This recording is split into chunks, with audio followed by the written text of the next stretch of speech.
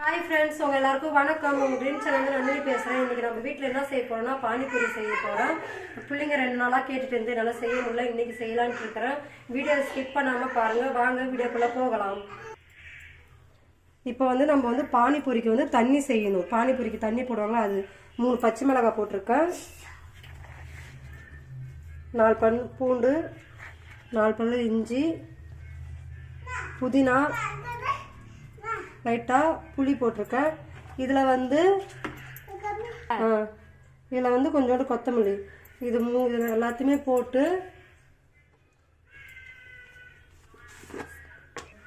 இதில் கொஞ்சோண்டு உப்பு சேர்த்துக்குங்க. உப்பு சேர்த்துட்டு நல்லா பேஸ்ட்டாக என்ன பண்ணிங்க அது அரைச்சி வச்சுக்குங்க. இப்போ இதில் கொஞ்சோண்டு மிளகும் ஜீரகமும் 2 மிக்ஸ் பண்ணி வச்சுருக்கேன், அது கொஞ்சோண்டு போட்டுக்கோங்க. போட்டு அரைச்சிக்கோங்க. இது எல்லாமே போகிறதுனால தான் பச்சை மிளகாய் வரையும் 3 தான் போட்டிருக்கேன். ஏன்னா பிள்ளைங்களுக்காக செய்கிறோம். காரம் அவங்களுக்கு சரியாக சாப்பாடு ஒட்டுக்காது. கடையில் வாங்கி சாப்பிட்டா எவ்வளோ காரமாக இருந்தாலும் சாப்பிடுவாங்க. ஆனால் வீட்டில் செஞ்சு கொடுத்தா கண்டிப்பாக அது ரொம்ப இது பண்ணுவாங்க. காரமாக இருக்குது, நான் சாப்பிட மாட்டேன்னு சொல்லிட்டு. அதனால் 3 பச்சை மிளகாய், மற்ற திங்ஸ் எல்லாம் இஞ்சி பூண்டு எல்லாமே காரம் உள்ளது, நீங்கள் பார்த்து போட்டுக்கோங்க. இப்போ வாங்க அதுக்குள்ளே நம்ம மசாலா ரெடி பண்ணிக்கலாம். ஃபஸ்ட்டு பேன் ஆன் பண்ணிட்டேன். எண்ணெய் காஞ்சோடனே கடுகு போட்டுக்கோங்க.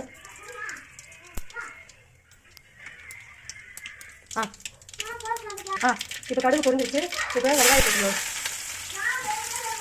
நான் எந்த ஒரு மசாலாவும் பச்சை மிளகா நான் ஆட் பண்ணல. ஏன் ஆட் பண்ணலாம், அதில் மசாலா ஆட் பண்ணலான்னு இருக்கேன். பச்சை மிளகா பிள்ளைங்க அது சாப்பிடும்போது வாயில் கைப்பட்டு அது சாப்பிட்றதுக்கு அது இன்ட்ரெஸ்ட் போயிடும். அதனால நான் என்ன பண்ணிக்கிறேன், இந்த மசாலா ஆட் பண்ணலான்னு சொல்லிட்டு நான் பச்சை மிளகா ஆட் பண்ணவே இல்லை.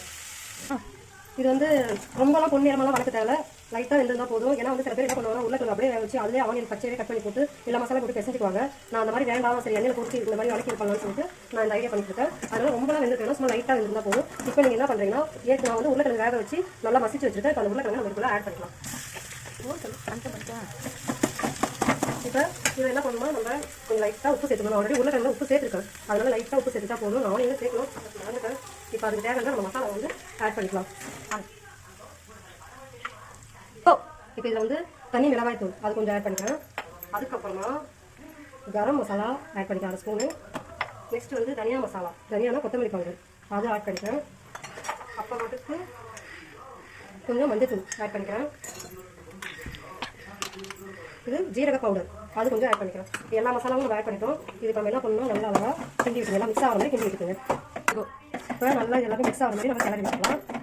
அவ்வளோதான், சிம்பிளான பானிபூரி மசாலா ரெடி ஆகிடுச்சு. உப்பு நீங்கள் பார்த்துட்டு உப்பு இல்லைனா உப்பு சேர்த்துக்கலாம். இப்போ மிக்ஸ் பண்ணிட்டேன். இதுக்கப்புறமேட்டுக்கு நம்ம என்ன பண்ண போறோம்னா, கொத்தமல்லி அப்படியே தூவி விட்டு நம்ம இந்த மசாலா ரெடி ஆகிடுச்சு. அவ்வளோதான், நம்ம மசாலா ரெடி ஆகிடுச்சு. இப்போ ஆஃப் பண்ண போகிறோம். இப்போ நம்ம எண்ணெய் விட்டாச்சு. எதுக்காகனா பானிபூரியை பொரிச்சு எடுக்காங்க பாருங்க. இதுதான் பானிபூரி. இந்த பூரி நம்ம எண்ணெயில் போட்டு பொரிச்சு எடுத்தால் பானிபூரி ரெடி ஆகிடும். எண்ணெய் நல்லா ஹீட் ஆகிடுச்சு. இப்போ நம்ம இந்த பூரியை போட்டு பொரிச்சு எடுத்துக்கலாம். ஃபஸ்ட்டு ஒன்று போட்டு பார்க்கணும் நல்லா வருதான்னு சொல்லிட்டு. இங்கே பாருங்க, பூரி எவ்வளோ அழகாக பொரிச்சு வந்துருக்குதுன்ட்டு. இப்போ நம்ம பூரியை பொரிச்சு எடுத்துக்கலாம். சரி, நமக்கு பூரி பொரிச்சு எடுத்துக்கலாம்.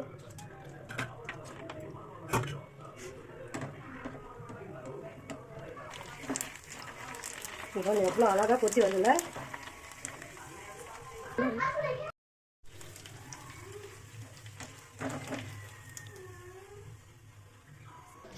இப்போ நம்ம பானிபூரி தண்ணி அரைச்சிட்டு வந்தாச்சு.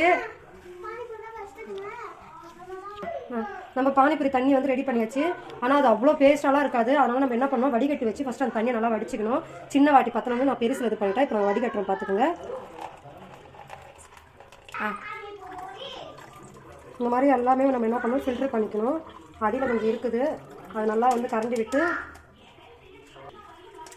நல்லா கரண்டி விட்டு கிளறி விட்டுக்கோங்க. இப்போ இந்த எவ்வளோ இருக்குது பாருங்க, இவ்வளோ அப்படியே போட்டுலாம் நல்லா இருக்காது, தண்ணியாட்டு இருந்தால் தான் நல்லாயிருக்கும். அதனால தான் இந்த இதெல்லாம் எடுத்துகிட்டு குறப்பாக வரதெல்லாம் நம்ம என்ன பண்ணணும், ஃபில்டர் பண்ணி எடுத்துக்கணும். இப்போ இதில் உப்பு போட்டோம்னா, ஆனால் உப்பு பத்தலைன்னா நம்ம கொஞ்சோண்டு உப்பு ஆட் பண்ணிக்கணும். நெக்ஸ்ட்டு இது கூட லைட்டாக காரம் இருக்கும், இருந்தாலும் கலருக்கு லைட்டாக மிளகாத்தூள், தனியாத்தூள், லைட்டாக கரம் மசாலா, மஞ்சத்தூள், நல்லா கிளறி நம்ம எடுத்துக்க வேண்டியதான். பானிபூரி இப்போ ரெடி ஆகிடுச்சு. நான் பிள்ளைங்களுக்கு எடுத்துகிட்டு போய் கொடுக்குறேன்.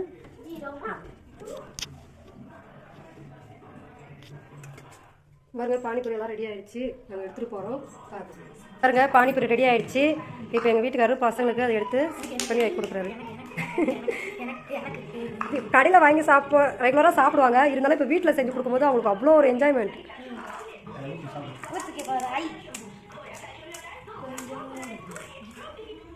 என் பொண்ணுக்கு தர மாட்டோன்னு சொல்லி கொஞ்சம் நேரம் வெறுப்பு ஏற்றணும். அதனால அழுவிக்கிட்டே உட்காந்துருக்கா. எங்கள் பையன் சாப்பிட்றேன். இன்னும் மிளகு கூட இருக்கும். நல்லா இருக்கா ஜீவா? நீ சொல்லு ரக்ஷா, சாப்பிட்டு பார்த்துட்டு.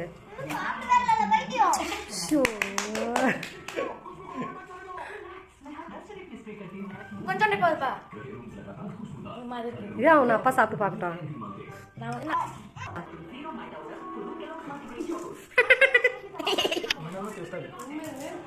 டேஸ்ட்டாக இருக்குது. நம்ம கடையில் சாப்பிட்றத வீட்டில் செஞ்சு சாப்பிடுங்க. இன்னும் நல்லாயிருக்கும். நீங்கள் வீட்டில் ட்ரை பண்ணி உங்கள் பிள்ளைங்களுக்கு கொடுங்க. நல்லா இருந்தால் லைக் பண்ணுங்கள், கமெண்ட் பண்ணுங்கள், ஷேர் பண்ணுங்கள்.